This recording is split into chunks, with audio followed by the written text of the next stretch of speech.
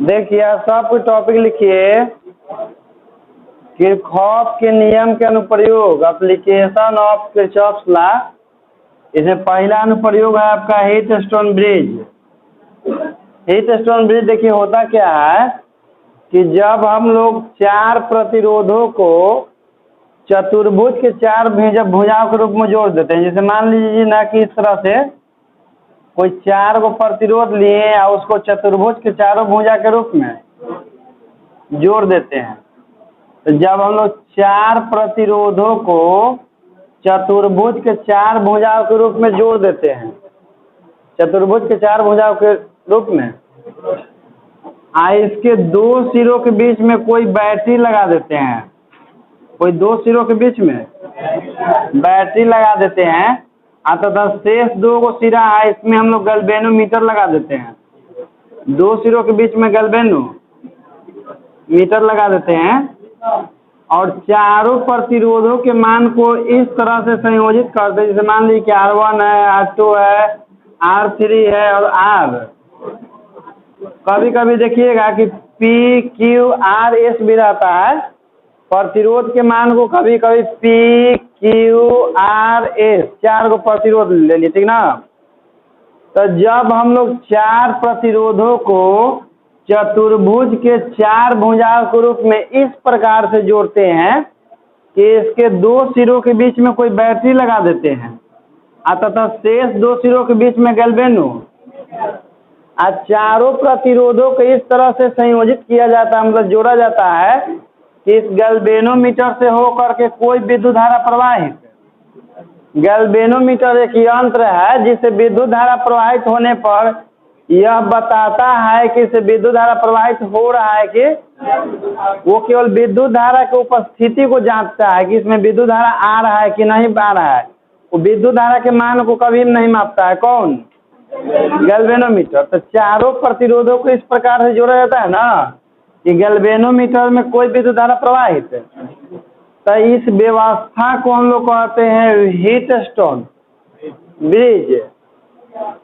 और इसमें गैल्वेनोमीटर से कोई धारा प्रवाहित नहीं होना चाहिए। तो जिसे इसका दो अवस्था होता है, एक संतुलन की अवस्था होता है और एक तो असंतुलन की अवस्था होता है। तो संतुलन की अवस्था में गैल्वेनोमीटर से होकर धारा का प्रवाह नहीं होता है और जबकि असंतुलन की अवस्था में गैल्वेनोमीटर से होकर धारा का प्रवाह होता है, ठीक ना। तो सबसे पहले हीटस्टोन ब्रिज का परिभाषा लिखिए। बोल रहे हैं, लिखिए। यदि चार प्रतिरोधों को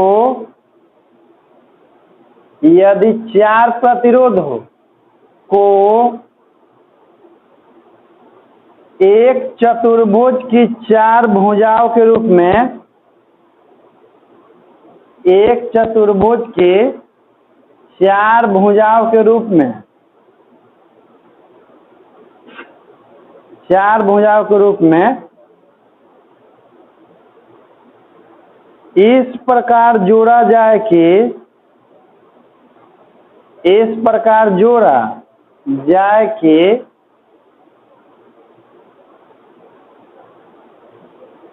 दो सम्मुख सिरों के बीच, दो सम्मुख सिरों के बीच,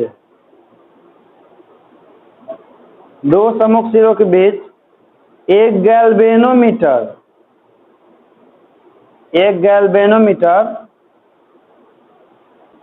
तथा दो अन्य सिरों के बीच,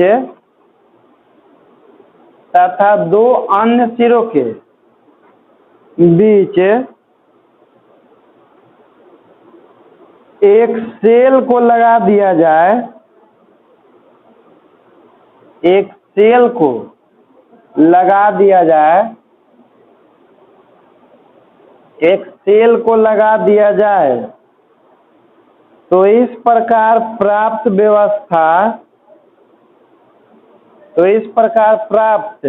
व्यवस्था को हीटस्टोन ब्रिज कहते हैं, को हीटस्टोन ब्रिज कहते हैं। आधा व को साइलेंट पड़ जाता, ठीक ना। हीटस्टोन ब्रिज कहते हैं।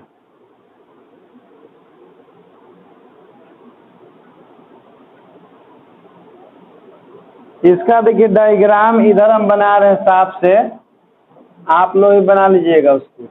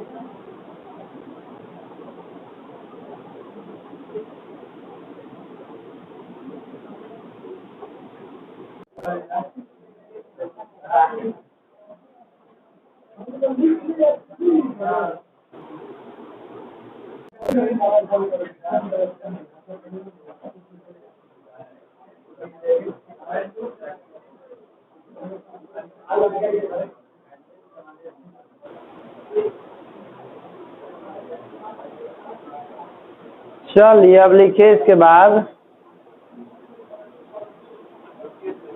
डायग्राम के नीचे माना कि चित्र में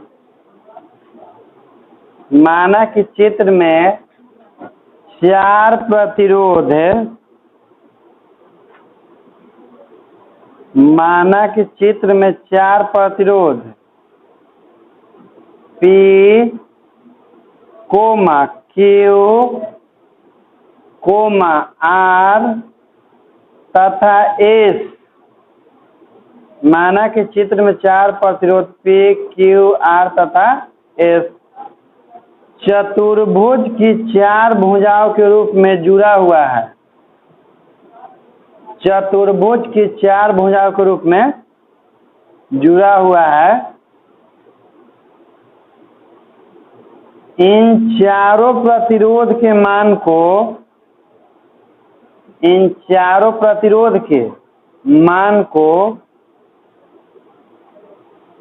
इस प्रकार लिया जाता है। इन चारों प्रतिरोध के मान को इस प्रकार लिया जाता है कि गैल्वेनोमीटर में किसी प्रकार का कोई विक्षेप उत्पन्न नहीं हो। कोई विक्षेप उत्पन्न नहीं हो अर्थात गैल्वेनोमीटर से कोई धारा प्रवाहित नहीं हो। कोई धारा प्रवाहित नहीं हो तो हीट स्टोन ब्रिज को लिख लीजिएगा। तो हीट स्टोन ब्रिज को संतुलन की स्थिति में कहा जाता है। तो हीट स्टोन ब्रिज को संतुलन की स्थिति में कहा जाता है।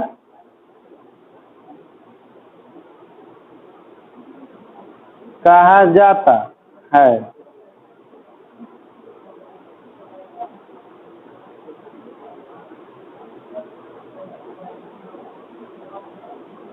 कहा जाता है।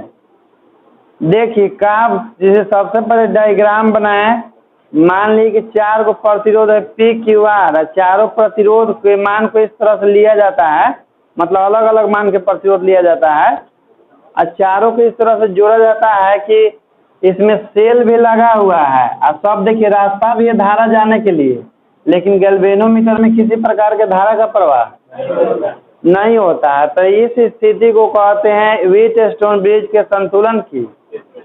इसका व्यंजक प्राप्त करना यानी कि फॉर्मूला किसका, संतुलन की स्थिति के लिए एग्जाम में आता है ये वाला कि हीट स्टोन ब्रिज के संतुलन की अवस्था का व्यंजक प्राप्त करें। तो वही अगला टॉपिक है आपका। लिखिए तो हीट स्टोन ब्रिज की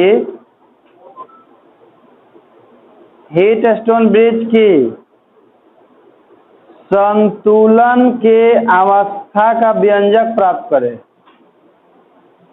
हीट स्टोन ब्रिज की संतुलन की अवस्था का व्यंजक प्राप्त करें।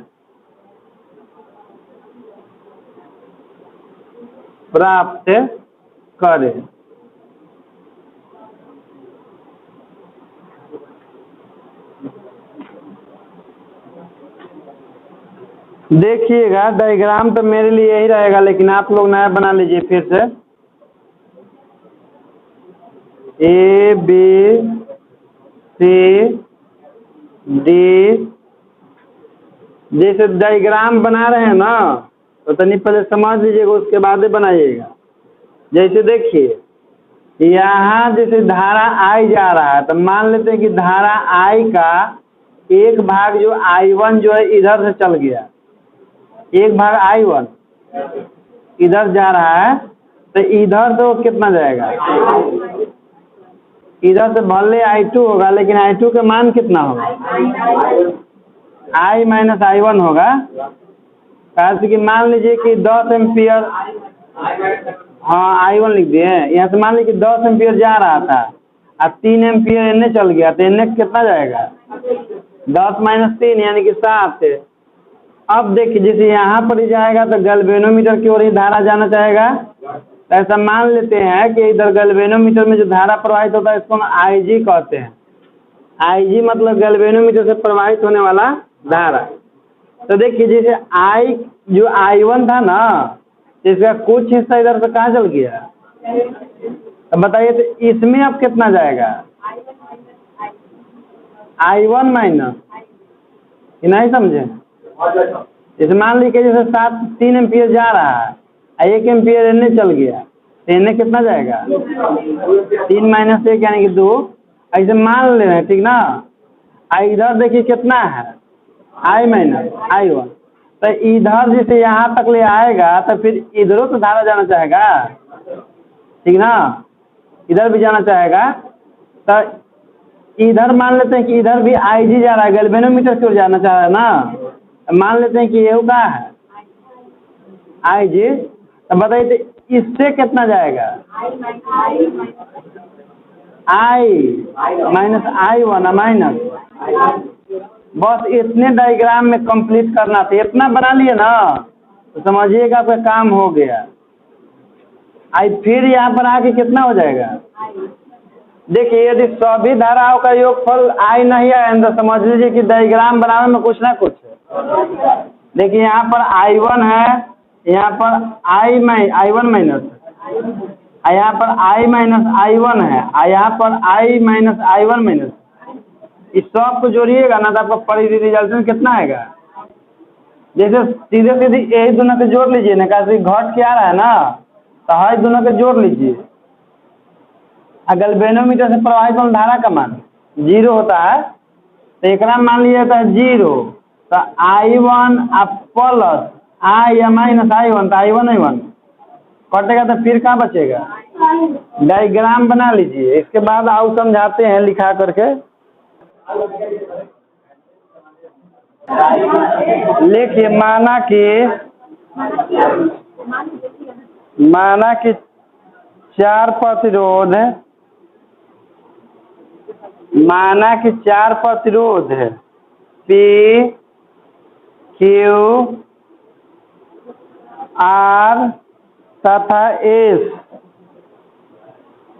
माना कि 4 प्रतिरोध P Q R तथा S चतुर्भुज की 4 भुजाओं के रूप में जुड़ा है। चतुर्भुज की 4 भुजाओं के रूप में जुड़ा है।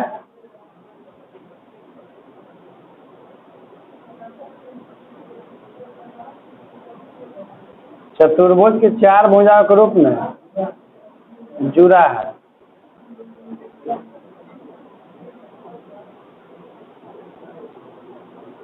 जुड़ा है। चल, इसके बाद लिखिएगा बोर्ड पर एक लाइन छोड़कर, किरचॉफ के दूसरे नियम से, एक लाइन छोड़ के लिखिए, किरचॉफ के दूसरे नियम से, किरचॉफ के दूसरे नियम से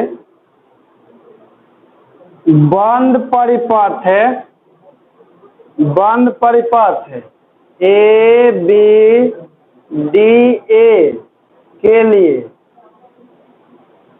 बंद परिपथ ए बी डी ए के लिए, बंद परिपथ ए बी डी ए के लिए I1P plus IgI G minus I minus I1 R बराबर 0, लेकिन Ig बराबर 0, तो IP I1 इंटू P हो जाएगा आपका Ig के मान 0 गुना G है, इसको उधर ले चल जाएंगे I minus I1 into R, तो I1P बराबर I minus I1 into R, इसको मान लेंगे समीकरण 1।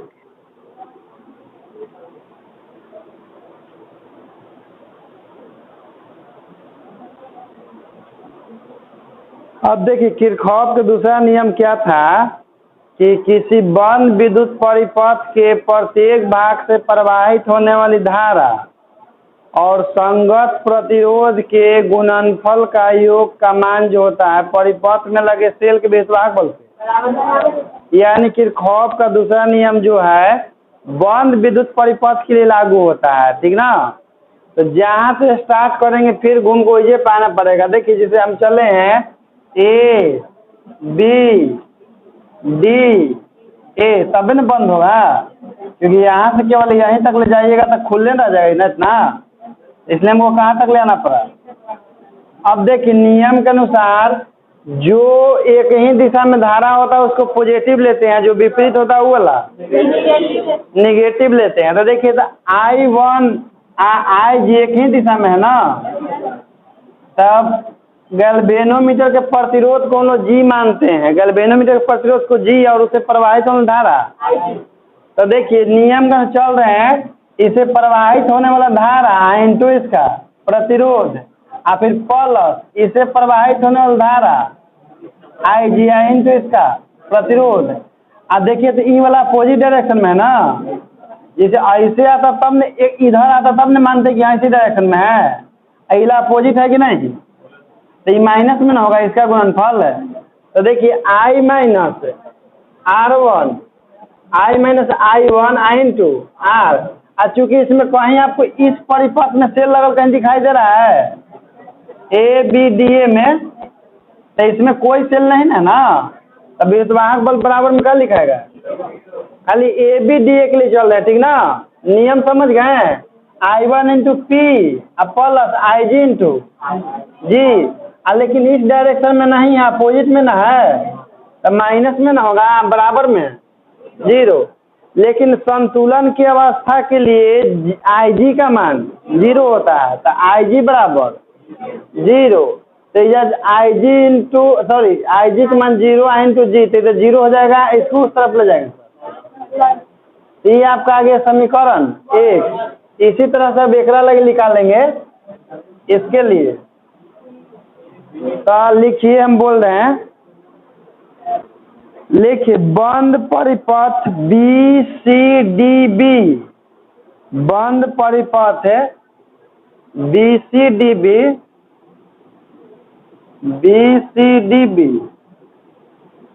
के लिए, BCDB के लिए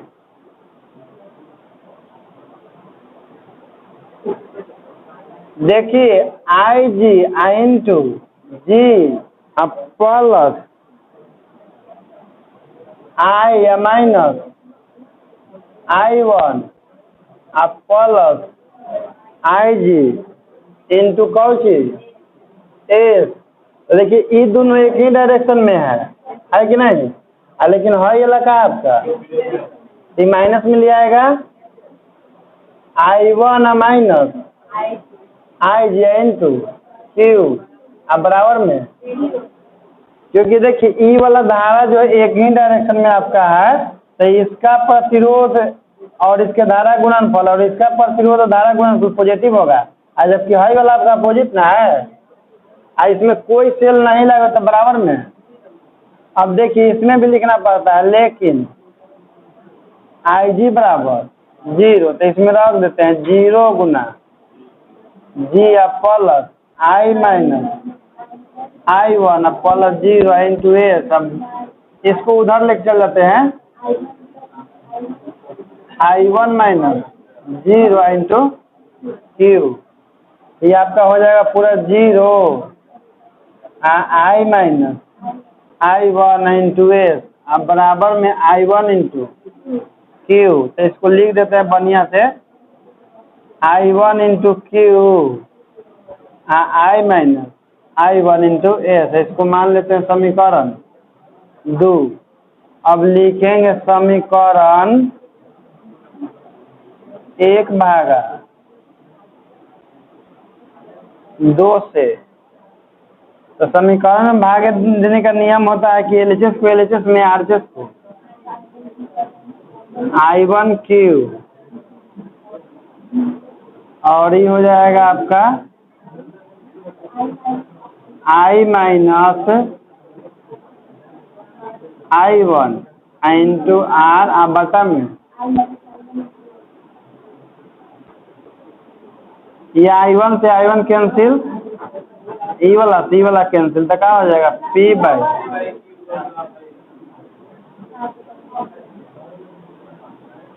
नोट कर लीजिए, कहाँ समझने में दिक्कत हुआ वो बताइए। इसमें IG इसलिए प्लस में लिए